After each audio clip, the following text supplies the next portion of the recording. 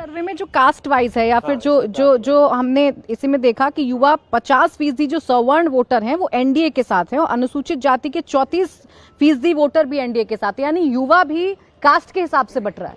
हाँ, मतलब कास्ट तो एक बहुत बड़ा फैक्टर है ही, क्योंकि अजीम प्रेमजी यूनिवर्सिटी की एक 2018 की स्टडी है, उसके हिसाब से 57% लोग बिहार में अपनी जाति के लीडर को प्रिफर करते हैं। ऑल इंडिया नंबर 55 है, हालांकि तेलंगाना में भी 61 है। तो बिहार में ही सिर्फ जाति नहीं चलती, हर जगह चलती है, बट 57% लोग तो जाति के आधार पे वोट करते हैं। ऑफ कोर्स 43% लोग मुद्दे, विकास, beneficiary status, CM face, PM face, इन चीज़ों पे भी करते हैं। तो कास्ट एक यूथ में भी एक एलिमेंट दिखता ही है। और लार्जली जो वोटिंग पैटर्न दिख रहा है वो ट्रेडिशनल पैटर्न्स, जो मुस्लिम यादव समाज का जो युवा है उसका झुकाव महागठबंधन की तरफ, और अपर कास्ट या नॉन यादव ओबीसी, गैर यादव ओबीसी, ईबीसी का झुकाव आपको एनडीए की तरफ रहता है। सर्वे में अरुण जी देख रहे हैं कि मुस्लिम जो युवा है 65% वो उनका झुकाव हमें तेजस्वी की तरफ नजर आ रहा है। तो ये वही एमवाई समीकरण या एमवाई जो उनका स्ट्रांग होल्ड है वही है, उसी में घटाना बढ़ाना जोड़ना इस वक्त हो रहा है।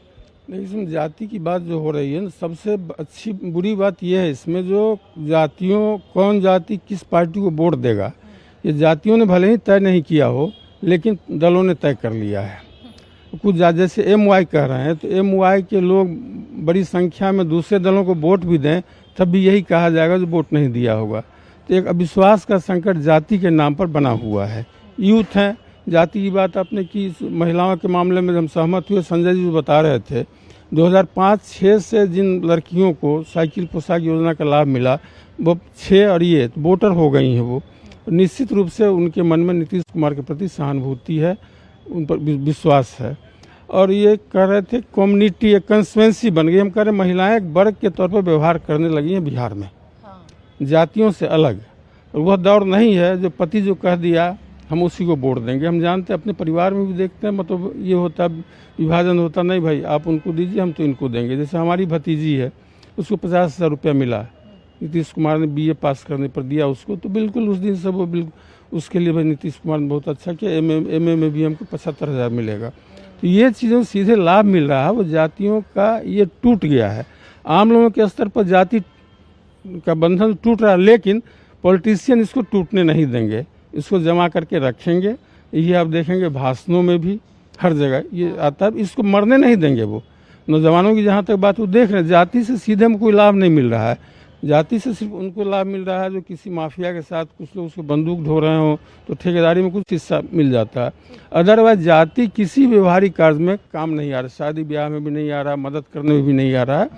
तो हमारी ये मान्यता है, और लोग उससे सहमत हों असहमत हम नहीं जानते, जो जातियाँ बनाकर रखी गई हैं इनको और मजबूत, मतलब टूटती हुई जो परंपरागत जाति का जो बोध रहा है उसको और ज्यादा मजबूत किया जाए। देखिए, जाति नहीं जाती और जाति जाने भी नहीं देते हैं जो राजनेता हैं, जानबूझकर इसी के इर्द गिर्द पूरी कहानी बुनी जाती है।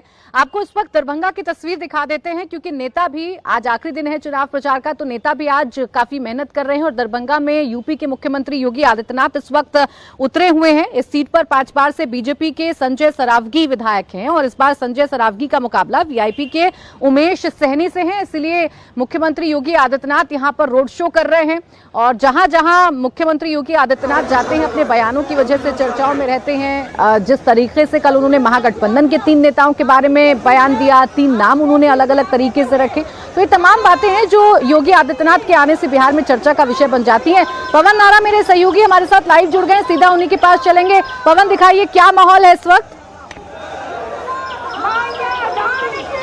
बिल्कुल, आपको बता दें जिस तरीके से योगी आदित्यनाथ यहां दरभंगा में पहुंचे हैं, उसके बाद उनका 10 किलोमीटर का रोड शो है। इस तरीके से फूलों की वर्षा के साथ उनका स्वागत किया जा रहा है। क्या पुरुष, क्या महिला, क्या बच्चे जोश में हैं और यहां पुष्प वर्षा करते हुए दिखाई दे रहे हैं। योगी आदित्यनाथ रथ पर सवार हैं और यहां जय सिया राम और माता सीता जानकी का जिक्र करते हुए उन्होंने रोड शो की शुरुआत की थी। रोड शो काफी लंबा है, इसलिए तेज गति से आगे बढ़ रहे हैं। लेकिन एक बात तय है कि सिर्फ बयानों के आधार पर नहीं, यहाँ अगर आप देखेंगे हमारी इस रोड शो की शुरुआत से पहले बहुत से लोगों से बात हुई। योगी आदित्यनाथ एक अपनी इंडिविजुअल आइडेंटिटी रखते हैं जो बुलडोजर, कानून व्यवस्था, हिंदुत्व और बीजेपी के नए चेहरे के तौर पर एक अपील रखते हैं। जब वो दरभंगा में पहुंचे हैं तो उनका जोश देखकर, लोगों का जोश देखकर लगता है कि योगी आदित्यनाथ वो चेहरा है जो पैन इंडिया अपनी एक पकड़ रखते हैं, और वो लोगों की इन खिंचती हुई सेल्फियों से आप महसूस और समझ सकते हैं।